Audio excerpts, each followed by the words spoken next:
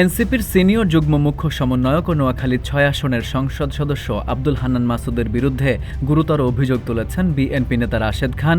বৃহস্পতিবার নিজের ফেসবুক পোস্টে রাশেদ খান দাবি করেন, ২০২৪ সালের ৫ অগাস্ট সরকার পতনের পর ৭ অগাস্ট থেকে আওয়ামী লীগ নেতাদের সঙ্গে বৈঠক শুরু করেন হান্নান মাসুদ। রাশেদ খানের দাবি, ৭ অগাস্ট আনুমানিক রাত ৮:৩০ দিকে বেইলি রোডের কেএফসিতে হাতিয়ার আওয়ামী লীগের নেতাদের সঙ্গে বৈঠক করেন হান্নান মাসুদ। পোস্টে একটি ছবি সংযুক্ত করে রাশেদ বলেন, অগাস্টের ১২ ও ১৫ তারিখে বাংলা মোটরের ওয়াটারফল রেস্টুরেন্টে আওয়ামী লীগের বেশ কয়েকজন নেতার সঙ্গে বৈঠক করেন হান্নান মাসুদ। পোস্টে সংযুক্ত ছবি ২২ অগাস্ট ঢাকার পুরানা পল্টনের হোটেল ফার্সে তোলা বলেও জানান তিনি। রাশেদ খানের দাবি, এসব মিটিংয়ের মূল আলোচনার বিষয়বস্তু ছিল কিভাবে হান্নান মাসুদ হাতিয়ার এমপি হবেন, অর্থাৎ শহীদের রক্ত শোকানোর আগেই আওয়ামী লীগের স্থানীয় নেতাদের হাত ধরে এমপি হওয়ার বন্দোবস্ত শুরু হয়। F U Ahmed, Ittefaq news.